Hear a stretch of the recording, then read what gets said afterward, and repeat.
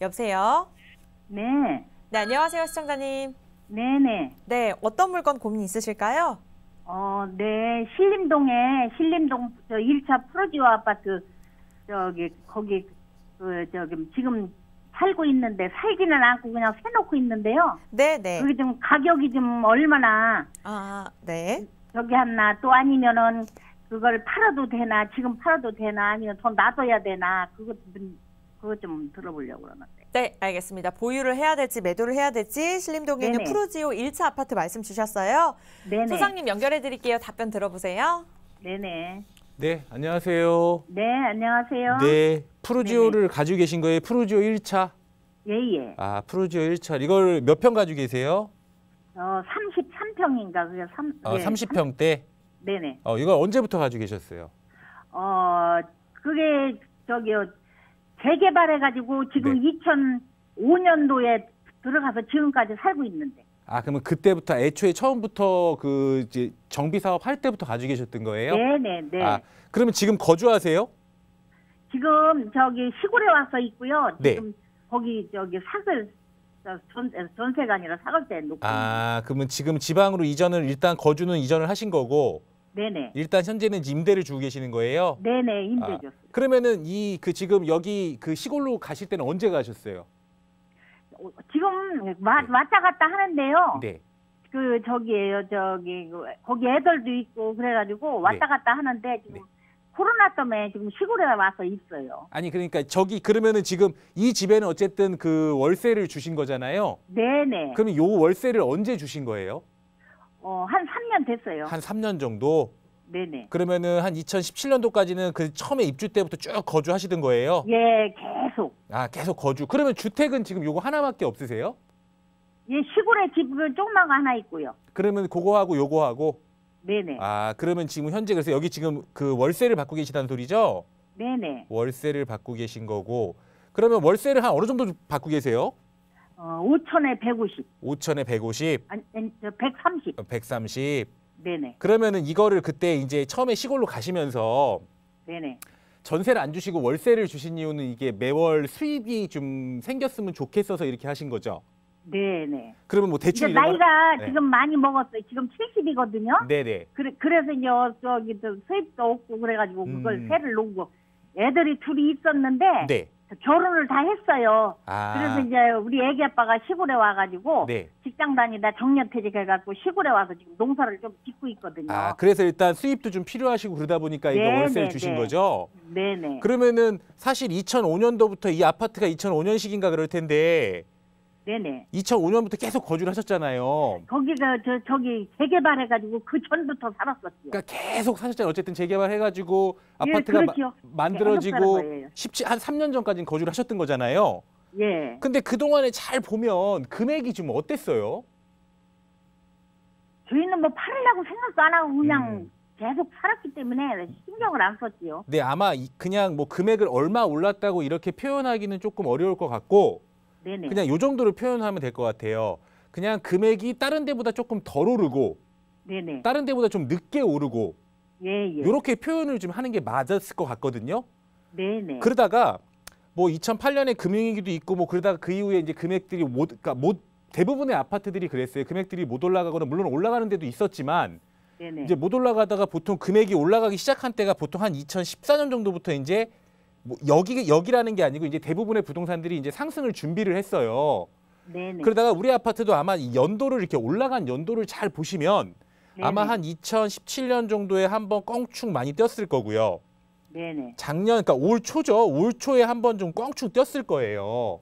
예. 금액 자체가. 그래서 지금 33평은 그러면 한 얼마 정도 나가는지는 아세요? 저는 모르겠는데요. 아, 금액을 모르시겠어요? 예. 아마 이제 요즘에는 근데 이제 금액이 사실 뭐 시세가 얼마라고 해도 그 시세의 거래가 잘 안 돼요. 왜 그러냐면은 예. 일단 이 거래 자체가 많이 지금 없어졌고요. 네네. 그리고 만약에 뭐 한 달 전에 얼마에 거래됐으면 그거보다 되게 높은 금액으로 물건들이 나와요. 예. 그러다 보니까 아마 제가 봤을 때는 그래도 30평대라고 하면 거의 네. 8억 후반 이상 하지 않을까 싶거든요. 네네. 그래서 뭐 한 8억 후반 정도라고 그냥 뭐 물론 이제 거기서도 동에 따라서 층에 따라서 좀 달라질 수는 있겠죠. 네네. 근데 이제 어쨌든 이제 시세는 한 8억 한 후반 뭐 이 정도로 이제 본다는 게 맞을 것 같은데 네네. 일단 기본적으로 여기 오래 사셨으니까 잘 아시다시피 여기가 사실 내가 사는 아파트는 편리하긴 한데요. 네. 사실 대중교통은 조금 좀 불편한 게 있어요. 좀 아쉬운 부분이 네네. 있죠. 조금씩 저기 불편해요. 그렇죠. 네네. 그러니까, 걸어다녀야 돼. 전철. 원래 사시던 분들은 사실 괜찮지만 여기서 누군가가 이쪽으로 유입이 되려고 하면 아무래도 서울에서는 여기가 이제 2호선이 있는 그 신대방역 있는 라인이잖아요. 네네. 그러다 보니까 아무래도 2호선에 가까운 쪽을 더 많이 찾다 보니까 아무래도 지하철 접근성은 조금 떨어지는 거예요. 예. 지하철 접근성은 좀 떨어지다 보니까 아무래도 금액이 제가 아까 얘기했던 것처럼 다른 데보다 조금 덜 오르고 늦게 오르고 이제 이런 식이 됐던 거거든요. 네네. 근데 이제 여기 이제 신림 푸르지오가 그러면서 이제 부동산 가격이 전체적으로 올랐던 이유를 제가 좀 설명을 드리면 네. 첫 번째는 일단 다른 걸 다 둘째 치고요. 예. 일단 관악구라는 지역 자체가 예. 금액이 낮았어요. 예. 그러니까 다른 뭐 동작구나 이런 데에 비해서 금액이 관악구가 좀 낮았고요. 네. 그리고 두 번째, 그리고 제가 얘기한 것처럼 물건 자체가 뭐 거래가 많이 되는 것 같긴 하지만 의외로 물건 자체들이 거래가 많이 안 돼요. 왜 그러냐면 네. 이게 부동산의 정부의 규제들 있잖아요. 네. 규제들로 인해 가지고 뭐 지금 세금도 많고 뭐 그리고 대출 비율도 많이 줄어들어 버리고 그리고 이제 전세를 끼고 있으면 이제 더더욱이 이제 그 실입줄 하기가 좀 어렵잖아요. 네. 그러다 보니까 물건 자체가 뭐 시장에 많은 것 같긴 하지만 의외로 물건 자체가 많지 않았어요. 네. 그러다 보니까 이제 금액이 올라가고 못 올라가고 그런 이유인데 관악구 금액이 낮았고 뭐 이제 그 물건 자체가 많이 없고 세 번째 금액이 낮다 보니까 아무래도 관악구는 이 2호선이 있잖아요. 네. 그래서 접근하기가 사실 강남과의 접근성이 좋거든요.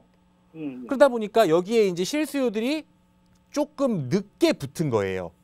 예. 그러니까 이제 사고 싶어하는 사람들이 딴 데는 더 빨리 올라가고 더 많이 올라가니까 제가 아까 얘기했던 것처럼 조금 늦게 올라가고 좀 덜 올라간 데를 찾다 보니까 이게 올라갔던 시기가 굉장히 늦었던 거거든요.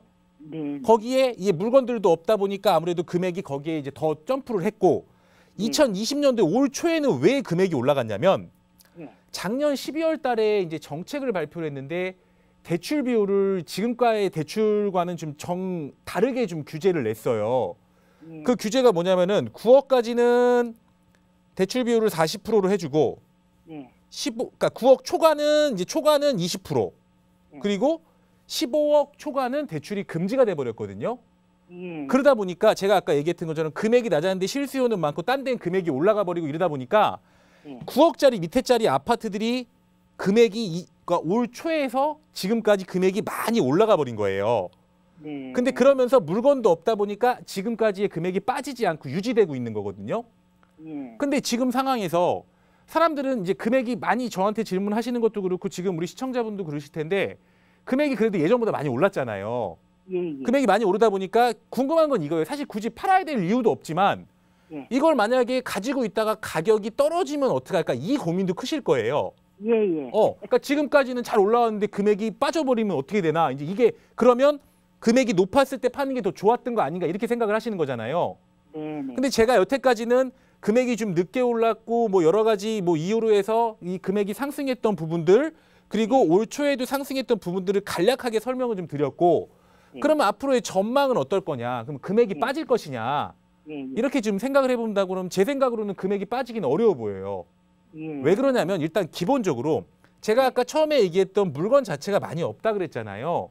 예. 근데 지금 정부는 이제 뭐 계속적으로 정부 대책을 낼 때마다 공급 대책이 많은 사람들이 공급 대책이 없다고 하니까 공급을 되게 많이 해준다 그래서 7월 달에도 공급 대책을 발표를 했거든요. 예. 그리고 뭐 3기 신도시도 발표를 했고 근데 지금 상황에서는 제 생각으로 봤을 때는 그 물량을 절대적으로 계획대로 다 절대 공급하기가 쉽지 않을 것 같아요. 예. 그리고 또 20년까지 지금까지 금액이 많이 올랐잖아요.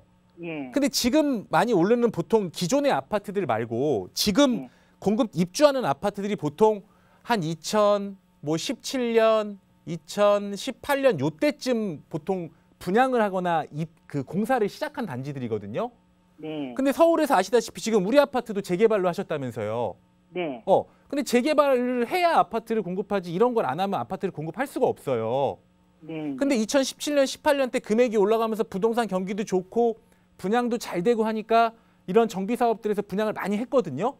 네. 근데 이게 이제 그래서 올해까지 작년, 올해 뭐 재작년 2018년, 19년, 20년까지 입주들을 했는데 네. 내년부터 해서는 사실 제 생각으로는 공급이 정말 많이 절반 이상으로 줄어요. 현재까지로는.